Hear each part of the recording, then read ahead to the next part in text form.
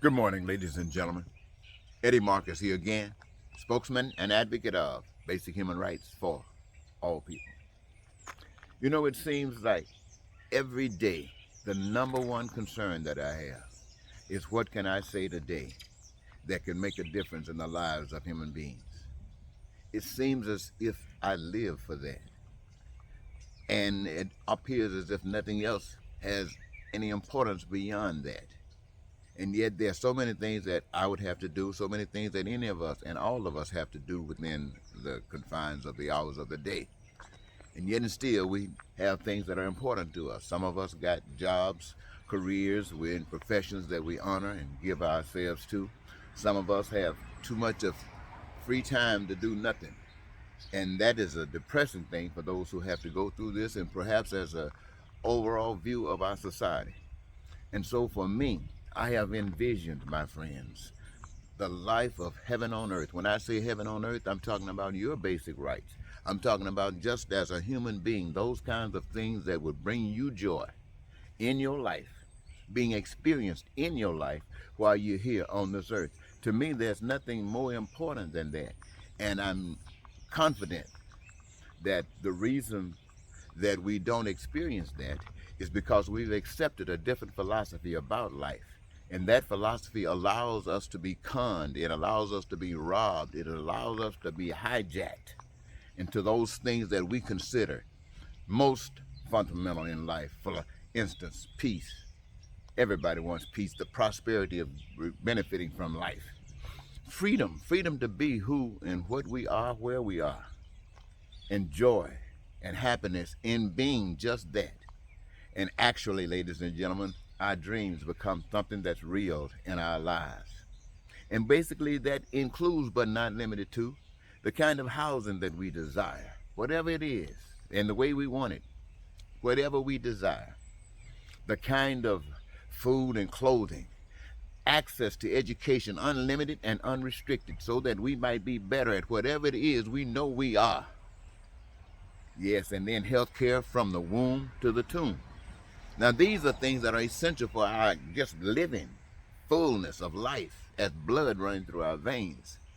And at the same time, it's not limited to that. We have access to transportation and all of the wonderful things that we as human beings have imagined and put our hands to, and as a result, have a manifestation thereof. Now, we're using resources that are given to us by the creator of this earth. And the resources lie in the earth, on the earth, above the earth. Some of it is invisible, others is seen. And yet we have the imagination that guides us and dictates to us what we must do to cause the manifestation of these things. And as such, each of us who benefit from anything that exists by the hands of man engage ourselves in the process of creating and causing a manifestation of it in such an abundance that no one would have to suffer a lack thereof. No poverty, no crime, no violence, no terror, no war, no hatred, no racism, no bigotry, no any of that. Now, is there one amongst you that can make life any more positive than that? And what else is required to cause a manifestation of that? I've just outlined to you everything that is essential as far as that, the benefits of it. But what else is required? In order for that to happen, ladies and gentlemen, in order for us to be free enough to see that, we got to disassociate ourselves from the fear and the honor and loyalty that we give to mankind.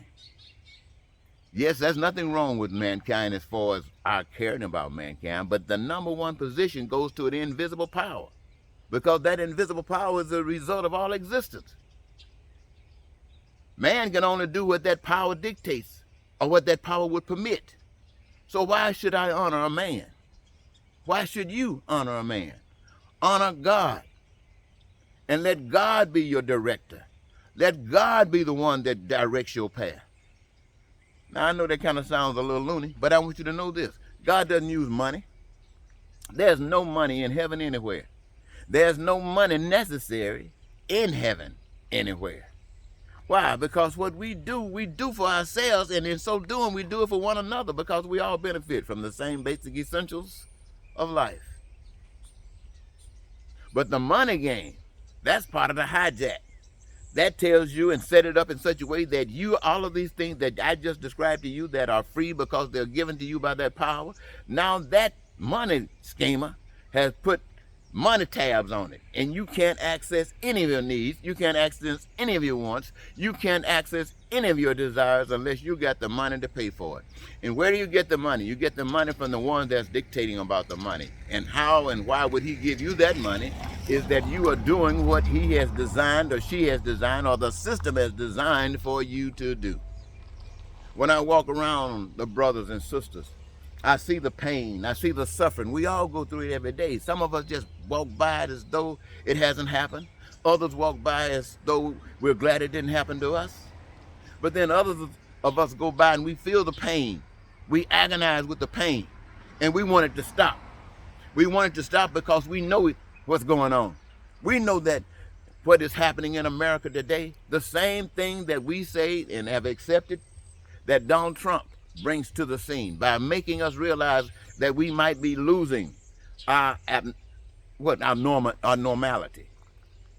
You know, it's interrupting the game by taking it deeper. And America feels the threat and they being exposed and they want to stop it. But what is happening, ladies and gentlemen, through that movement right there is an absolute parallel of what society, what the system is doing to our human race. The system is just like it. We're holding on to the system, and we can't live the life that we were designed to live, holding on to a lie.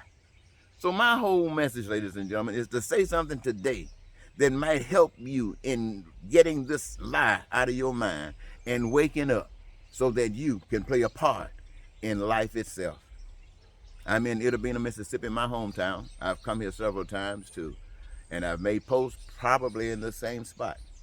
Because this, my friends, is a place that I ran from. When I was a young man, I ran from here because it's Mississippi. And life was so depressing. You couldn't do anything. And so I got to get an education and get out of here. Then I go places, what we call out of here, and find out that the same things that's happening here is happening there. So it seems to be happening everywhere. All of a sudden, I'm getting sick of it. Why am I getting sick? Because I'm seeing what's happening. I'm seeing the game that's being played. Not only that, I see what you're losing and I can see how to get it back. So what is life worth? If I can't look at you and see you, I don't care how mad I get with you. I get mad with you all, brothers. I've talked about white people. I talked about black people. I talked about Americans. I haven't talked too much about the foreigners. But I've talked about, let me say, did I say preachers in churches? Oh, I talked about you so bad. I just could not accept the fact that you don't know better. I just believe that you did the stuff just because that's a choice you made. But now I have to realize, I have to accept, because the evidence is there, that what you do it because you know not what you're doing. And because of that, it is what it is. And so why am I here? Because I cannot help what I'm doing. Why? Because to me, you are that important. Not only that, I had my eyes open. I began to see. So I do know that even though you might be walking blind, that you can see. And so I want to keep on pressing on, that one day soon, you might see. Till next time, this is Eddie Marcus say goodbye for now.